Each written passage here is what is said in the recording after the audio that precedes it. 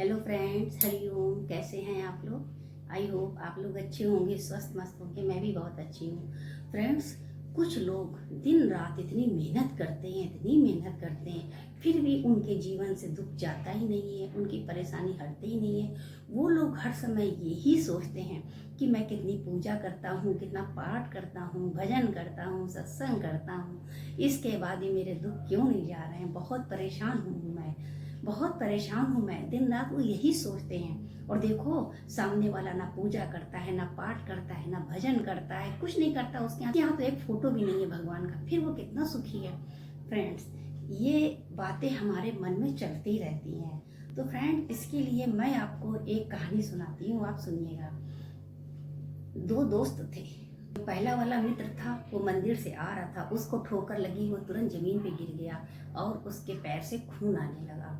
और ये सोचने लगा, देखो मैं तो मंदिर से आ रहा था, इसके बाद भी भगवान ने मेरे साथ ऐसा किया। मैंने ऐसा कौन सा काम किया है। दूसरा वाला दोस्त आ रहा था, उछलता हुआ हंसने लगा, बोला देखा तुम मंदिर से आ रहे हो, चोट लगी, और देखो मैं ऐसे ही घूम फिर के ऐश कर रहा था और मुझको ये संदूक मिला। और उससे ये सब कहने लगा। उसकी बातें सुन के उसको खराब लगा कि बात तो ये सही कह रहा है, और वो बस यही सोच रहा था। और वो सोचने लगा कि हमने ऐसा क्या किया है। उसने सोचा चलो अच्छा, हम गुरु जी के पास चलते हैं, गुरु जी से बात करते हैं। दोनों अपना प्रश्न लेकर गुरु जी के पास गए। गुरु जी से बोले, गुरु जी मैं इतना सत्संग करता हूँ, पूजा करता हूँ, पाठ करता हूँ, मैं गुरु वाला हूँ। इसको देखो, इसके घर में एक तस्वीर भी नहीं है, और इसके बाद ये कितना खुश है, देखो इसको भरा हुआ संदूक का खजाना मिला है। गुरु जी ने कहा, हम तुमको बताते हैं, तुम पिछले जन्म में तुम एक दुराचारी व्यक्ति थे। तुम दूसरों का सामान हड़प लेते थे, उनको परेशान करते थे, उनको दुखी करते थे, इसलिए भगवान तुम्हारे साथ ऐसा कर रहा है। इस जन्म में तुम अच्छे काम कर रहे हो, तो इसका फल तुमको अगले जन्म में मिलेगा। और ये तुम्हारा मित्र है, ये अगले जन्म में बहुत पूजा पाठ करता था, सत्संग करता था, भजन करता था, भंडारे करता था, इसलिए पिछले जन्म का फल इसको मिल रहा है। तो सोचने में समय ना गवाओ, दोनों लोग अपने अपने काम करो। हमें हमारे प्रारब्ध के कर्मों का फल मिलता है, और प्रारब्ध का फल जरूर मिलता है। अच्छा किया हो या बुरा किया हो, सत्कर्म हो या बदकर्म हो, हमको भोगना ही पड़ेगा। इसलिए हंसी हंसी भोग ले तो बहुत अच्छा है, रो के भोगेंगे तो बहुत लंबा हो जाएगा। इसलिए शॉर्टकट में बस प्रभु का नाम लेते रहें और अपने काम करते रहें। कहते हैं ना, नहीं लगते कोई रुपये, हरि ओम कहिए, बस हरि ओम कहिए, राधे राधे कहिए, जय माता दी कहिए, जो जो कहता है बस वो कहिए, और अपने कर्म को काटते रहिए। प्रभु जी ने हाथ देते, आंख देते, कान देते, मुख देता, पैर देते, बस अच्छे अच्छे कर्म करते रहिए। फ्रेंड्स, कभी कभी हमारे ही घर में हमें कोई बहुत दुख देता है, बहुत ज्यादा दुख देता है, तो हम चुप करके सहते हैं और भगवान से कहते हैं, ये भगवान मेरे साथ क्यों हो रहा है। तो पता है फ्रेंड्स, ऐसा क्यों होता है। फ्रेंड्स, आपने देखा होगा किसी किसी के घर में कोई इतना परेशान करता है, लोगों को इतना परेशान करता है कि वो दुखी हो जाता है, परेशान हो जाता है। तो आप ये मत सोचिए कि वो परेशान है, दुखी है, बिल्कुल मत सोचिए। वो दुख नहीं दे रहा, उसके पाप काटने में उसकी मदद कर रहा है, और वो प्रारब्ध के पाप अपने धीरे धीरे काट रहा है। अपना प्रारब्ध में जो वो करके आया है उसको सब भस्म कर रहा है। माना वो सह रहा है, सुन रहा है, परेशान हो रहा है, तो ये भस्म करना ही हुआ। तो आप बिल्कुल मत सोचे कि हमारे साथ ये हमारा घर वाला ऐसा कर रहा है, मेरा बेटा ऐसा कर रहा है, मेरी बहू कर रही है। तो फ्रेंड, बिल्कुल ना सोचे, ये सोचे हमारे प्रारब्ध के कर्म कट रहे हैं। फ्रेंड्स, लोग अपने पाप काटने तीर्थों पर जाते हैं।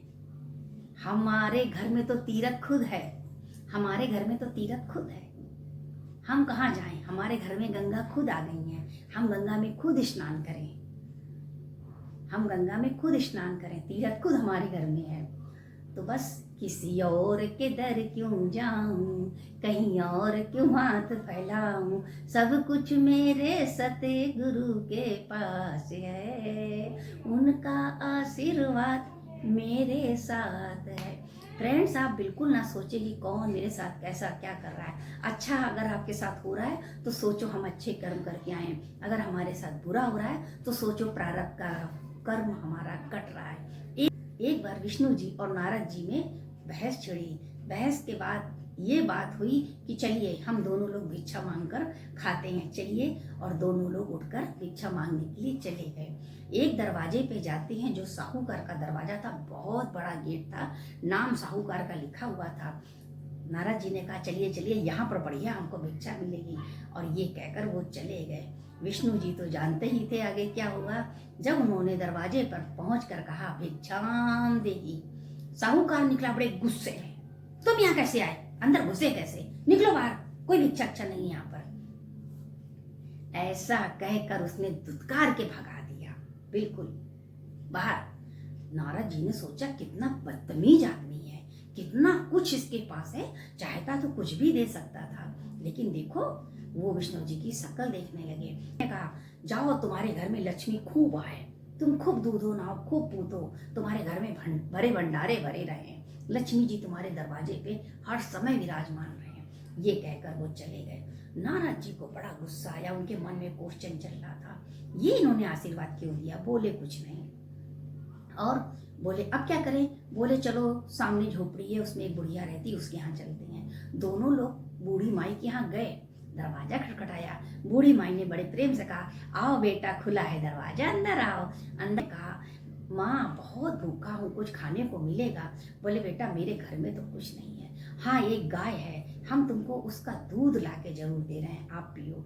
और गई लोटा भर के दूध दोनों लोगों को ला के दिया, एक एक लोटा दोनों लोगों ने पिया। उसके बाद जाते समय नारद जी ने कहा थोड़ा आशीर्वाद इसको भी दे दो। उन्होंने कहा जाओ तुम्हारी गाय मर जाए, तुम गाय का दूध ही ना पी पाओ।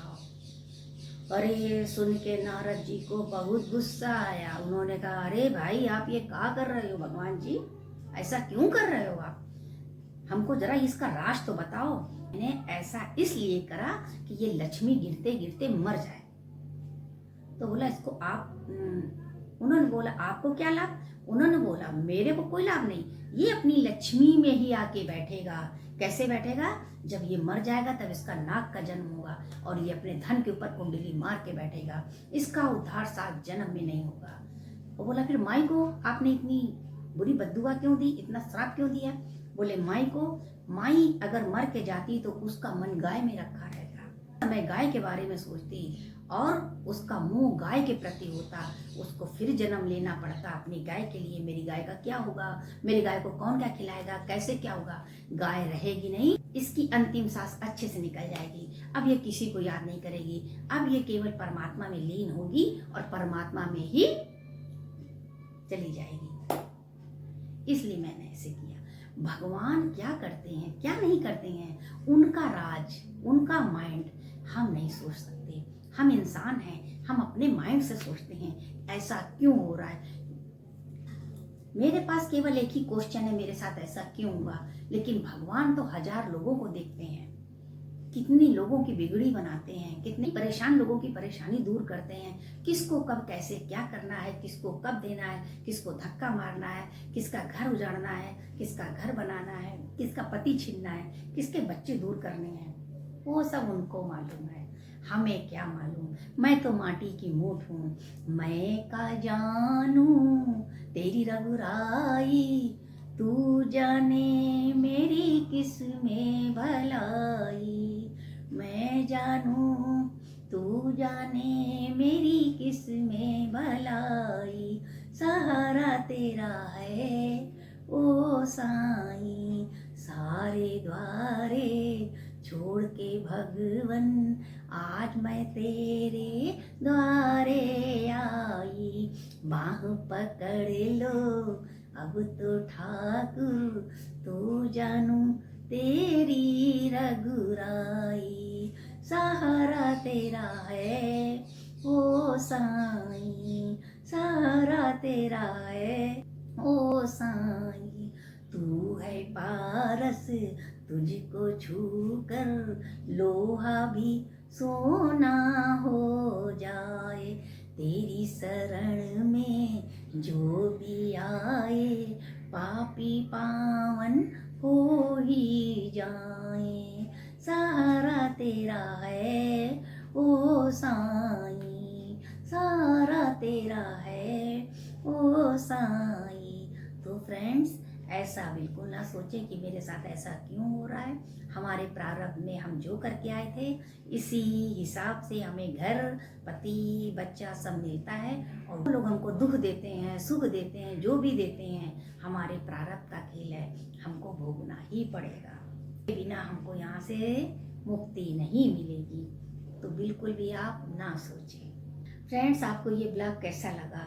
अगर आपको ये ब्लॉग अच्छा लगा हो तो आप कमेंट ज़रूर करिएगा, क्योंकि आपके कमेंट से मैं मोटिवेट हो जाती हूँ और मेरे अंदर एक नया उत्साह आ जाता है।